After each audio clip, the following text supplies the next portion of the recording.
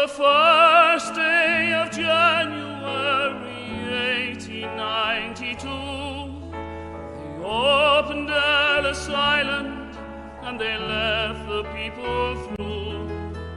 The first to cross the threshold of the Isle of Hope and Tears was Annie Moore from Ireland, who was all of 15 years.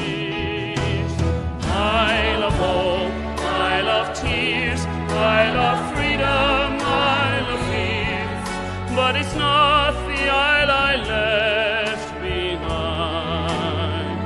That Isle of hunger, Isle of pain, Isle you'll never see again, but the Isle of Home is always on your mind.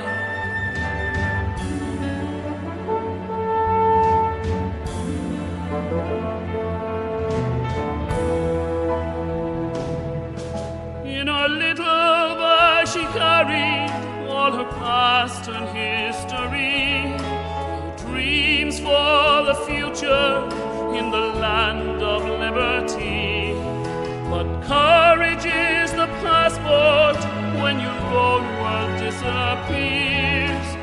There's no future in the past when you're 15 years.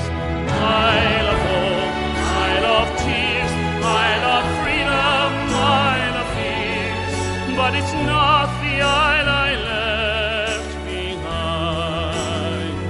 That Isle of hunger, Isle of pain, Isle you'll never see again, but the Isle of Home is always on your mind.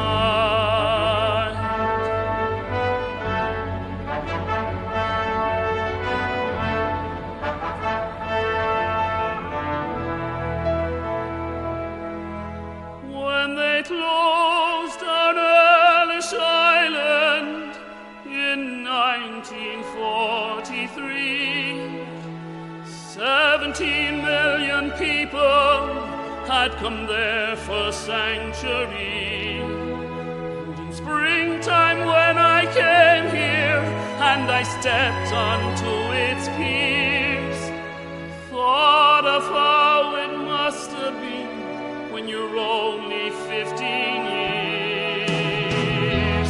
Isle of Hope, Isle of Tears, Isle of Freedom, Isle of Peace, but it's not the isle I left behind. That Isle of hunger, Isle of pain, Isle you'll never see again, but the Isle of Hope is always on your mind. Isle of Hope, Isle of Tears, Isle of Freedom, Isle of Peace, but it's not the isle I left behind. That Isle of hunger, Isle of pain, Isle you'll never see again, but the Isle of Home is always on your mind. But the Isle of Home is always on your mind.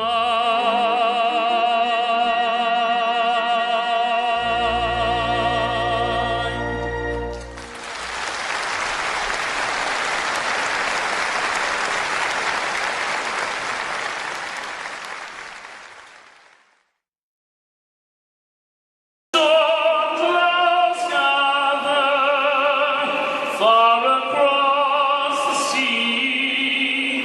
Let us swear allegiance to a land that's free. Let us all be grateful for a land so fair, as we raise our voices in a solemn prayer. God bless America, land that I love.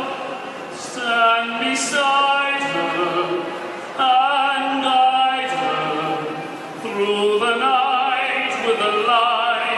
from above, from the mountains to the prairies, to the oceans, white with foam.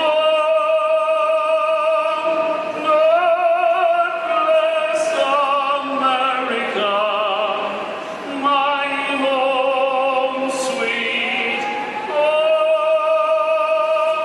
God bless America.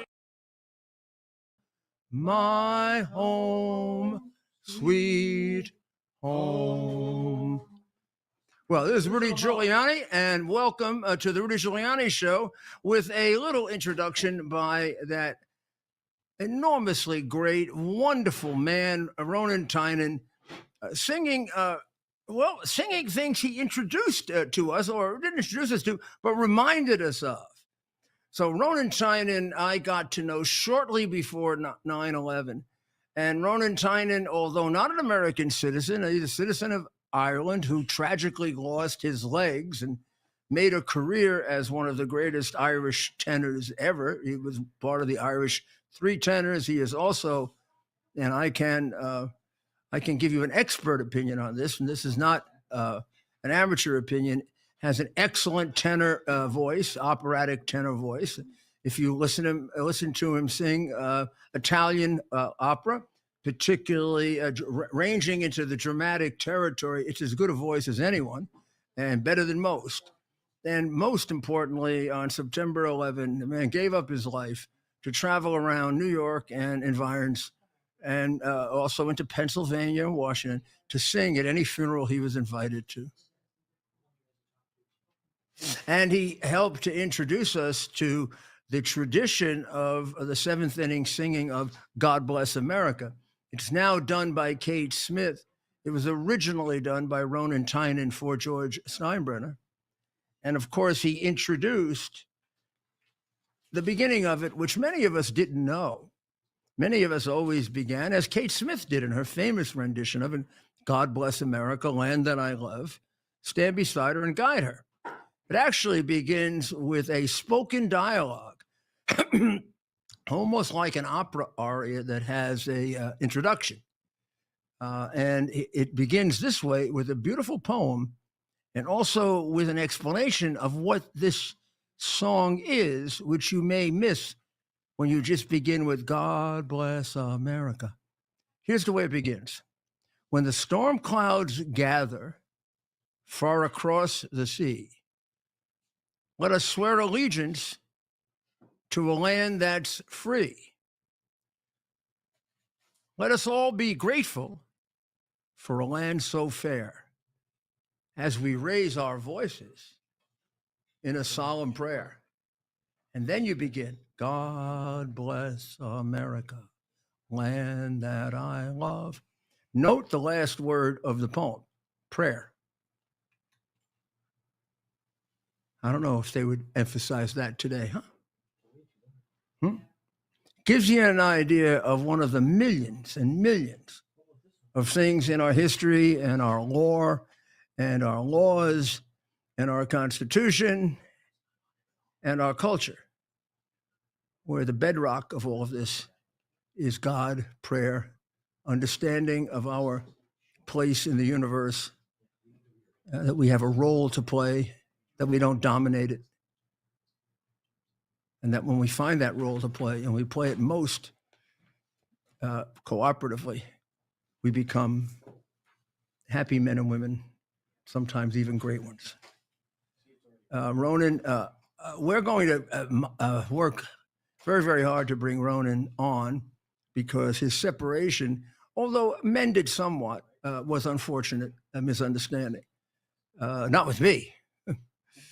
Never took a separation with me. And I will tell you, just to disclose everything, he sang at my wedding, and he is the most generous, nice, sweet man you will ever meet. Too many times with him when neither one of us could stand watching the three little babies who were never going to have a father because the Islamic extremist terrorists came here and slaughtered us. Too much. So this is St. Patrick's Day, and there's a great Irishman, and there's a great Irishman who loves America. I never met an Irishman that didn't love America, and I'm not Irish. I grew up an Italian American in an Irish, Italian, Jewish neighborhood. The Jewish kids were smarter than me, and the Irish kids were tougher than me. Except my father taught me how to box, and I was an unusual Italian. I could beat them all up. And one day in the 5th grade, after 2 years in my new school, this young boy came, and his name, I won't tell you his name. I mean, he's probably very old now, and we haven't seen him in years. But even though it was an Irish school, Irish nuns, I was made half Irish just by indoctrination. I rooted for Notre Dame. St. Patrick's Day was the biggest feast of the year. I only learned that Christmas and Easter were more important later. They egged me on to have a fight with him. And we were 5 in the 5th grade, so I don't know how old you are then. And I have been boxing for about 2 or 3 years. And his father was a steam fitter, if I recall correctly. A big, strong man, made him very strong. So we started a fight. And it lasted for the entire luncheon hour. And nobody won the fight. He had a bloody nose, I had a black eye. And we went back and had and then I don't think he wanted to fight me anymore, or I wanted to fight him. We had figured out that this was self-defeating. We were just going to hurt each other, and maybe in the long run somebody would win, but it wouldn't be much of a win. We were both used to winning like real fast, but we were egged on to fight again. And at some point we had each other on the ground, and I don't know who went first, but we both said, "This is ridiculous." And I think he said, "We're doing it for them." I said, "You are." We got up, we shook hands, and we said, there were about 7 or 8 kids egging us on, boys. And we said, the 2 of us will take all 5 of you on, and they ran away. And then we became friends for the rest of grammar school. I spent most of my time at his house. He spent most of my time at other house. And our third friend was a Jewish friend who was the son of a dentist who used to take care of our teeth. And he had the nicest house, but we didn't like to play at his house because we could hear the drill. So I am a third Italian, a third Jewish, and a third Irish. And it depends on the day. So today I'm all Irish. Notice the green tie. For my next show, I'm going to wear a slightly different outfit, also green, of course. As you know, on Jewish holidays, I light menorahs, and on Christian ones, I put out baby Jesus. And this is the America I was brought up in. We were all brought up in different kinds of America, but all of which had similar end results, very different combinations of people. Maybe it was Polish and Jewish, or Polish and Irish, or Italian and Polish, or just a bunch of farmers of 5 or 6 different groups, not even knowing maybe their background. It went so far back. But the thing that brought us together for sure was, oh gosh, we might disagree on everything. We all loved America. I mean, you wouldn't even, the idea of not standing for the national anthem, the idea of not having your hand on your heart for the Pledge of Allegiance. I mean, for Catholics, it was a sin, and for Christians, it was a sin. For Jewish people, it was disregarding the country they believed did the most to save them, and the country that many of them had come to long before the Holocaust. I mean, if you think about it, the earliest of that group were probably the Jewish. We had Jewish citizens during the Revolution, including people who participated in the Constitution, and the Italians were probably the latest. But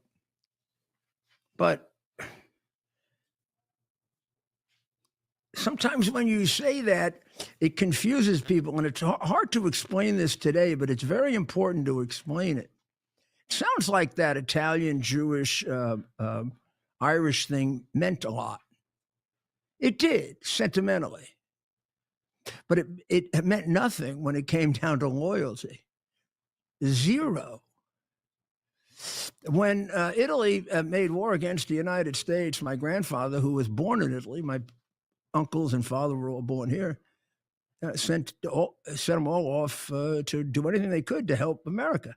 And his paisans, the people who used to, were a little more, some of them, not all, but some of them were more, how can we fight against Italy?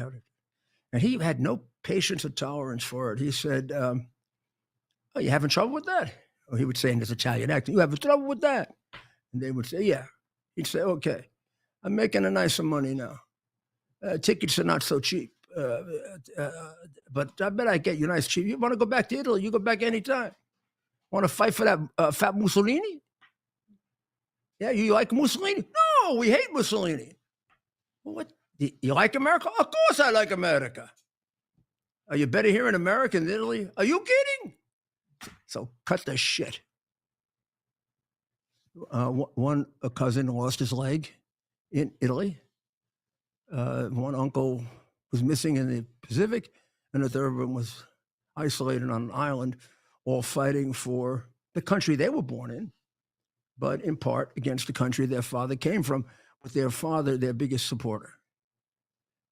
My grandfather wasn't unusual. He was no big hero. I mean, he was really, to me. We're going to find his watch later, and I'm going to show it to you because it's my prized possession. But he was the rule. That's the way Italians were. That's the way Greeks were. Excuse me. That's the way Jewish people were. That's the way Irish people were. That's the way Czech people were. That's the way, I don't know, we can go on. Hispanic people were. And I always thought we made one big mistake.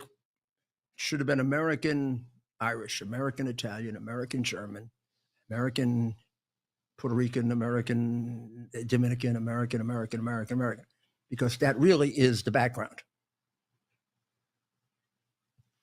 This is the main event. The America. And they're like that now. St. Patrick's Day represents that. St. Patrick's Day is one of the most patriotic days for America, yet it is celebrating celebrating the heritage of a people that had more than most, with no one really contributing more to forming the core, the fiber of America. Gosh, if you didn't know it, you knew it on 9/11 when you looked at the names of the people who died. And I knew it when I went to the places where the funerals were held. I had, of course, grown up in the Catholic Church. I had wanted to be a priest. I studied for a while to do it. I was an altar boy. I was in church almost all of my childhood. And I never spent more time in church than after September 11. And never was my religion so strong, or did it ever become so strong. And my absolutely unwavering belief in our Lord Jesus Christ. And I attribute that to the Irish part of my heritage, for which I am eternally thankful. And then I attribute to the Irish part of my heritage the extraordinary, breathtaking bravery of the New York Police Department and Fire Department, which us Italians and Poles and Jews and Blacks and Hispanics have matched, but you were the standard. So we'll be back in a moment, and God bless the Irish, and God bless, in particular, the Irish Americans.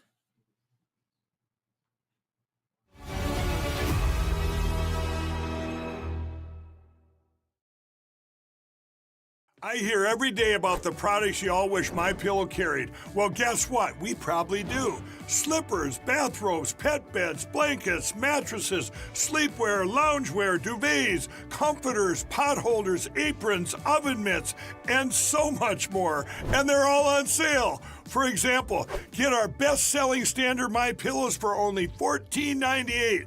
Body pillows, $29.98. 6-piece bath towels or kitchen towel sets, just $29.98.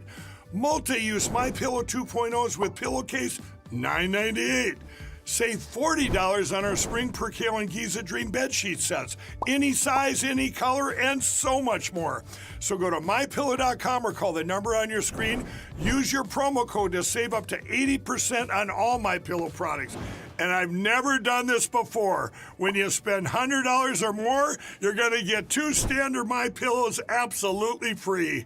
Tired of volatile stocks and tiny dividend yields? Here's something different. Imagine collecting steady monthly income from America's richest oil fields without owning a single oil stock. While everyone else stresses about the market, you could be earning passive royalty income month after month. This unique investment has nothing to do with drilling, exploration, or operations. You simply collect your share of the profits when oil companies pump oil. The Oxford Club's Mark Lichtenfeld has found what he calls the perfect income investment, a unique oil royalty opportunity that's still flying under Wall Street's radar. And you can get started with just $25. Head to rudyoilboom.com now to discover more. That's rudyoilboom.com. Stop worrying about the market and start collecting oil royalty checks instead.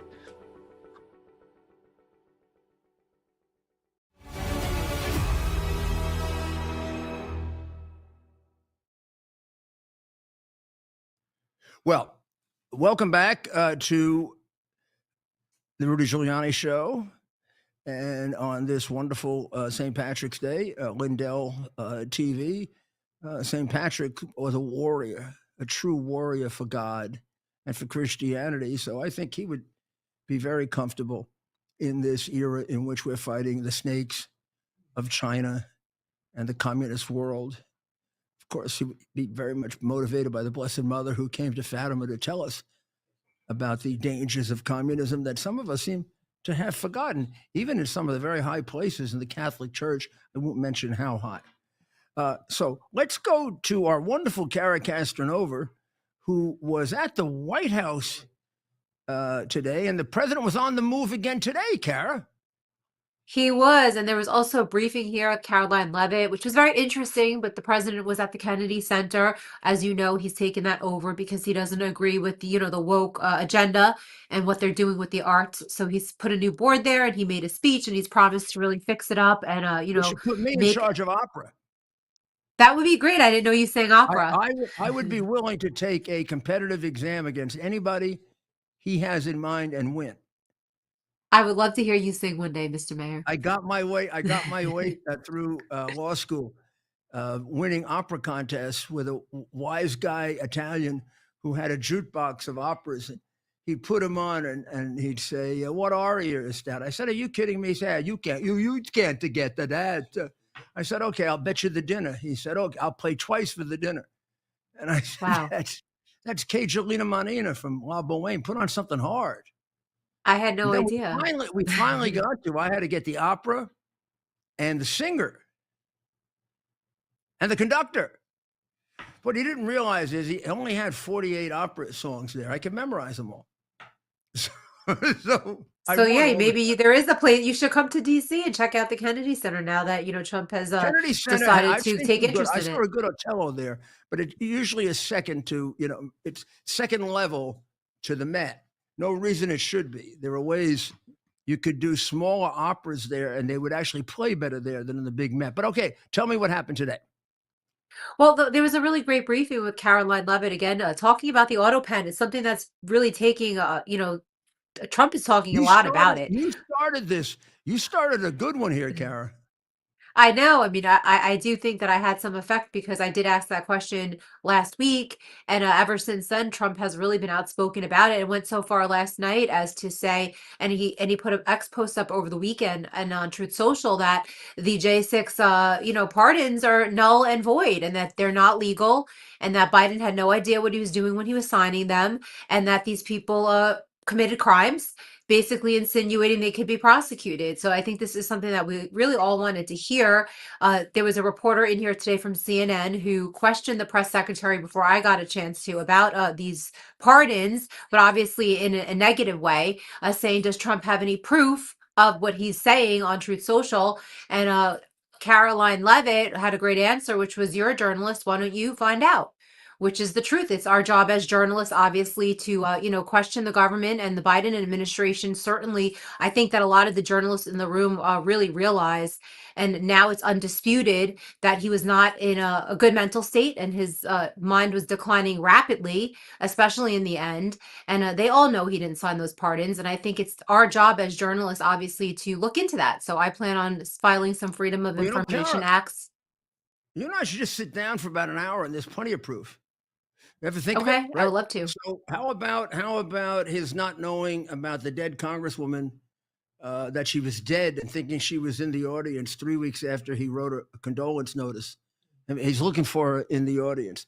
How about thinking he talked to his father and his brother 5 years after they were dead, announcing it 3 times after he was told that wasn't true? How about his walking in the wrong direction 3 times, and the time Right. that Georgia Maloney had to bring him back?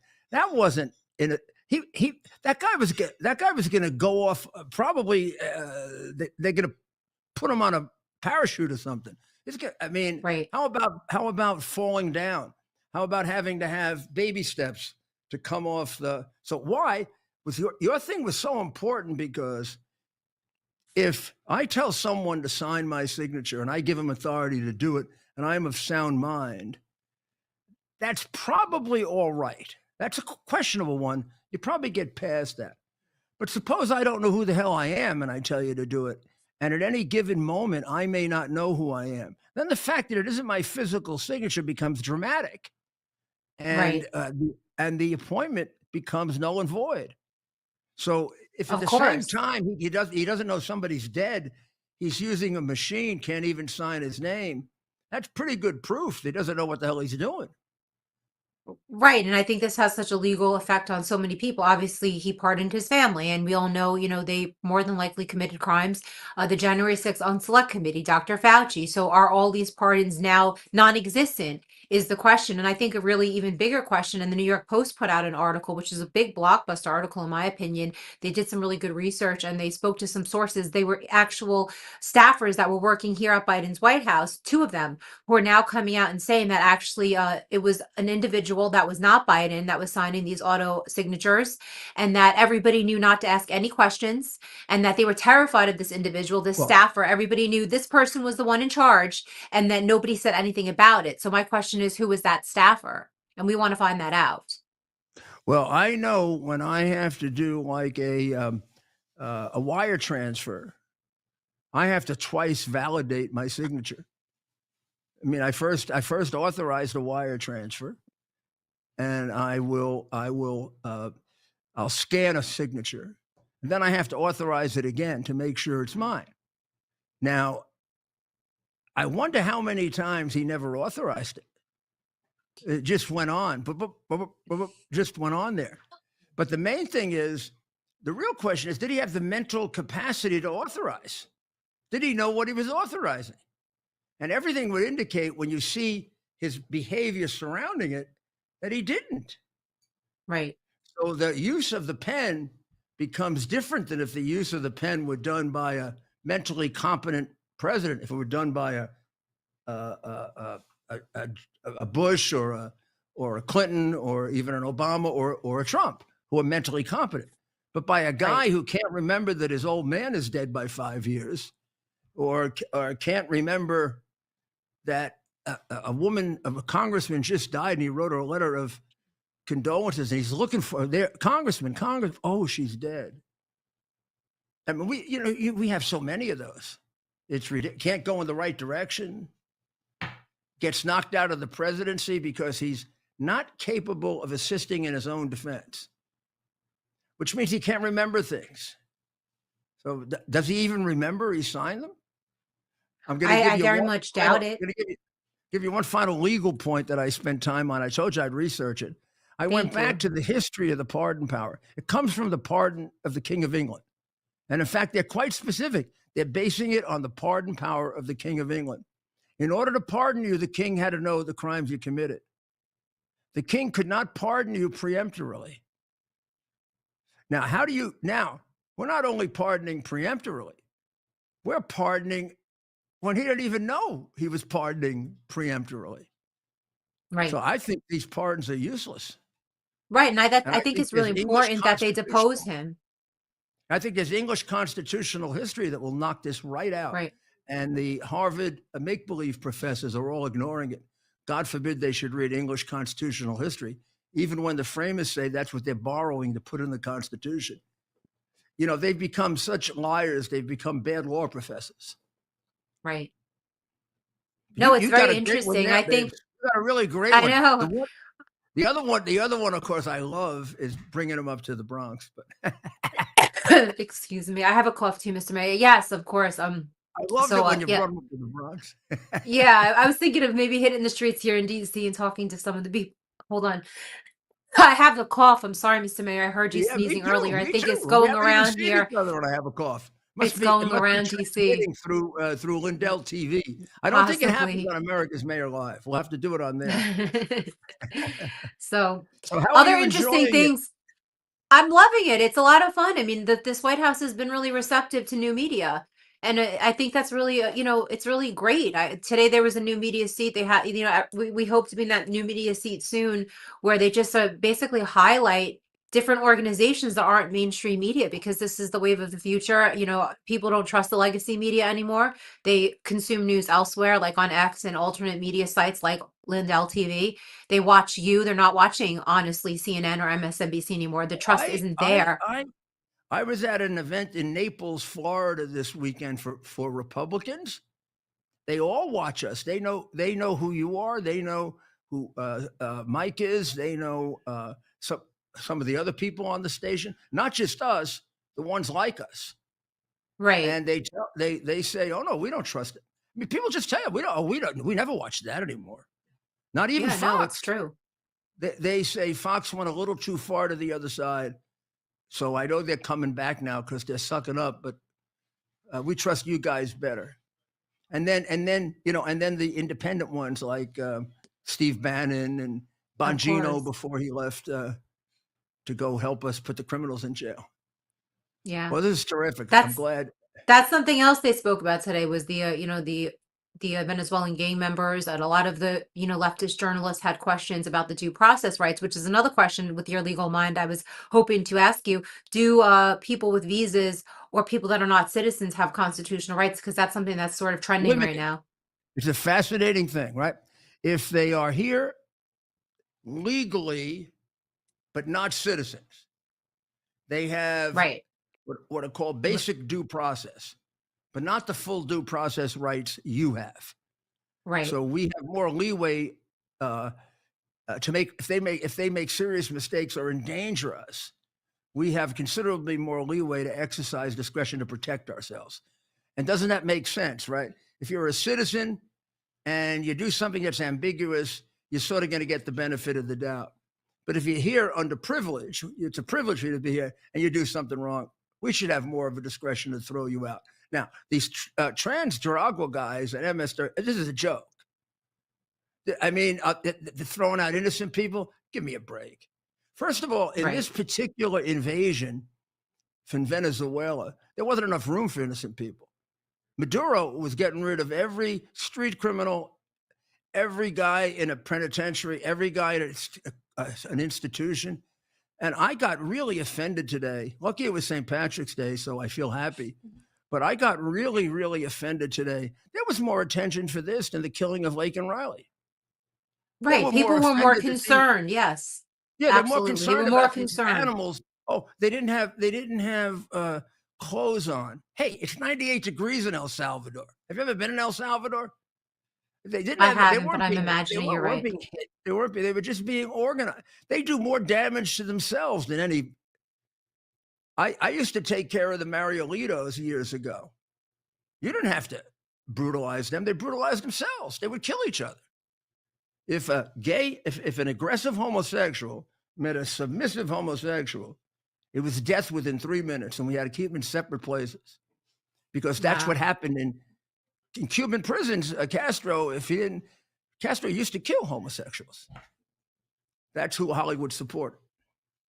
So these are really bad people. God forbid, should there be a mistake? I guess. But you got to think about the rights of the majority. We can't keep these people here because there might be 1 out of 1,000 mistakes and there are 50 rapes. Right. Thank God that we have common sense applied to this. And the judges who are 100%. getting in the way have no right to get in the way. No right. Well, I really wanted to go there. I don't know, Mr. Mayor, if one of the things I really hope that President Trump and Elon Musk are aware of, because I know they're aware of these judges that are really trying to block a lot of the executive orders and the things that Doge are doing. But these are obviously the very same judges like Beryl Howell, like Boasberg, and all of these others that really weaponized the government for the past 4 years.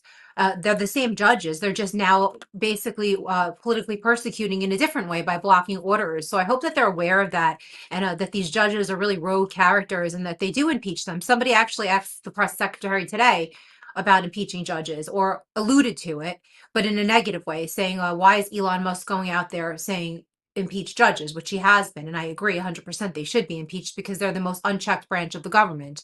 And she said she didn't really hear anything about that. So this is something that I really want to bring to the forefront, really start reporting more on it, because these judges are just laying in waiting, for the next, obviously bad president to come, and, really just continue to destroy democracy. So some of these judges, I do believe it's high time that there's a check and a balance, and Elon Musk has been calling for that. So I think it's something that we should be pushing as journalists, because we believe in checking, balancing the government. It's our job to question, and that includes the judiciary branch, which is literally the most unchecked branch, as you know. Yeah,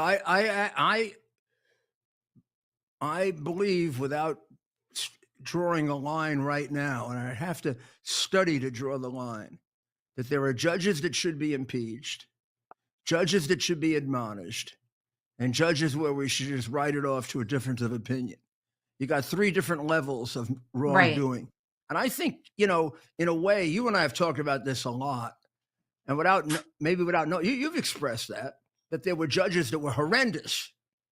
And then there were judges that were bad, and there were judges that were not so good, but they weren't awful.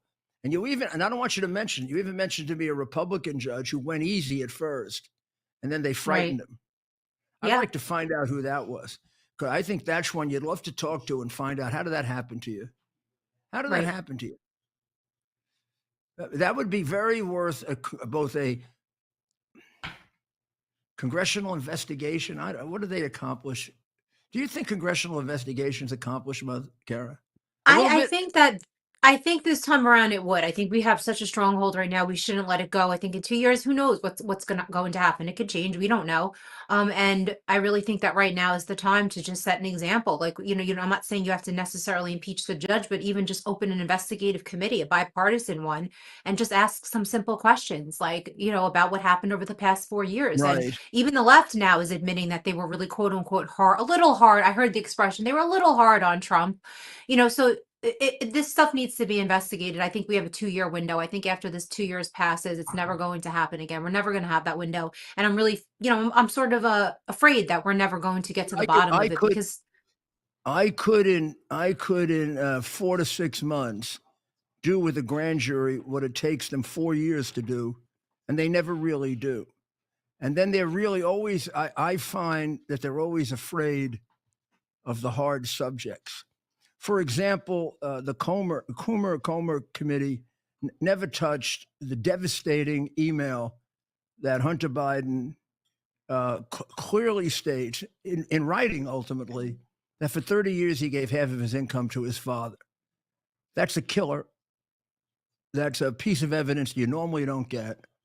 If you understand the RICO statute and the enterprise, you rarely get a definition of the enterprise. We just got one. Robert Blakey had to be turning over in his grave when Coomer missed it. Right. Who wrote RICO. Then they don't tell you anything about the perversion that they have. American people, I don't want to get into dirty stuff or crappy stuff. American people are entitled to know that they had a man and a father who had pretty clear evidence of sexual perversion. In other words, young girls in the White House. Right. I don't know what that's hidden for, to protect all politicians.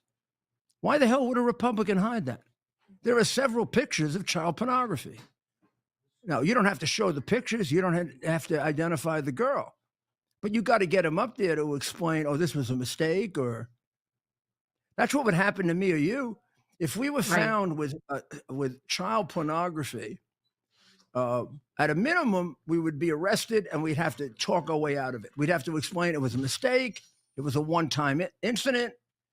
Well, they weren't a one-time incident. It also connects to Joe's liking young girls to touch his hair. Also connects to another statement they never talk about, which is it runs in our family. Now, I just think they protect each other against the worst, even our people. Right. So I'm a Republican, but I'm an American first. Right. And I just don't trust congressional committees. I trust Yeah, they prosecutors. haven't been the most. That's why I think that the best bet for me would be the DOJ doing an investigation, singling out a judge, the one that was the most egregious, and deposing that judge or their law clerks or whoever they need to, whatever staffers at the in the judiciary. I think you'll find answers pretty quickly. Coleman never did anything to try to reach into Ukraine, too. Ukraine has witnesses ready to bury Biden. They've got the woman who claims she knows where all the offshore bank accounts are. The FBI wouldn't go see her. The House committee ignored her. And, she's a freebie witness. She says that she'll give you the accounts, and then she wants witness protection. So she doesn't get anything until she's right. But you see, they weren't prosecutors. They don't know. Number one, they're not tough enough. Number two, they're too damn political. And number three, they just don't have the skill. Right. That's an easy one. And the FBI passed that up because it's crooked. I've never heard of the FBI passing up, I'll give you 5 offshore bank accounts, and then I want witness protection, because it's a no-brainer. You go get the 5 accounts, you check them out, and the person's lying to you. You give them back the 4, and you say, drop dead. It don't cost you anything. If the 5 are true, you just got the biggest case of your career. Right. It's a no-brainer. Only done if you're covering up a crime. I don't think Coomer and his people did it as a no-brainer. I just think they get scared when it gets too big. Right. It's a lack of, well, that's why they're in politics probably and not prosecutors. But in any event, I would like to see this. If we're going to do this, I'd like to see the president appoint a special commission to do it. Yes. And that would be ideal. With people who don't give a damn but get the truth. Yeah. And are not worried about, is somebody going to raise money against them in the next election. Well, Kara, thank you. We always have great conversations. Happy St. Patrick's Day. Happy St. Patrick's Day to you too. And I hope to see you soon, and have a good night, Mr. Mayor. We want to get you down to Palm Beach to cover the what do you call it? The warm weather White House. We're here whenever you want to invite us down. We're ready to come down to Florida and visit and do it live. All right.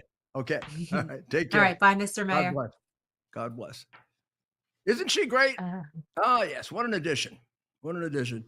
And she's on top of everything. On top of everything. Now they've taken the rest of my show away in excess of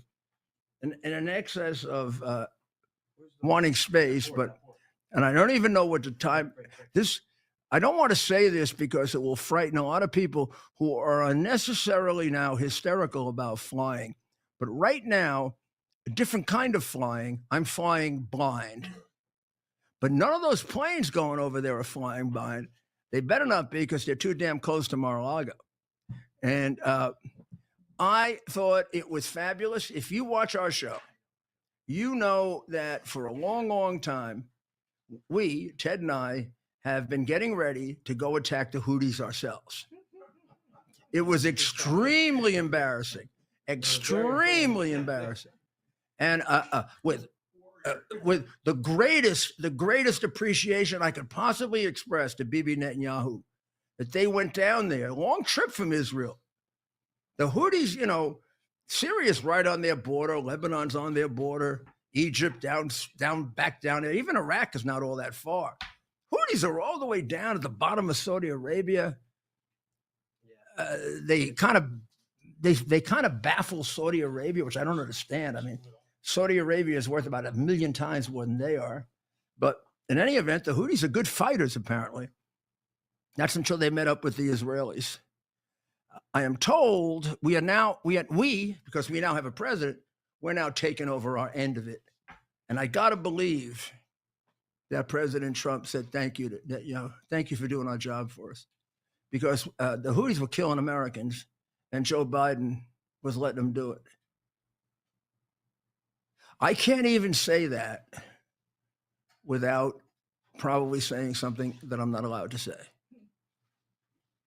How can I say that a president of the United States let terrorists who preach to their kids that Americans are animals and should be killed, that this terrorist took away from a mother and father their 18, 19, 20, 20-year-old son and daughter because he's an American, just wanting to protect shipping in the Red Sea. And the Houthis killed him. Houthis didn't kill him. Iran killed him. Iran ordered, the Houthis wouldn't even know who he was. Iran ordered them to hit the ship. American, English, French. Now, they were going to, the British, the French, some of the others who every time they say that, honestly, I believe they mean it. When the Prime Minister Sturmer of England said, we're going to send troops, and Macron said, I'm going to go get troops, and the silly man in Germany said, I'm going to go get troops, I bet they really believe they were. But you can't do it when you try to go to the troops, and all the way over to the troops, it's extraordinarily embarrassing. You're peeing in your pants because you're so scared of something of what might happen.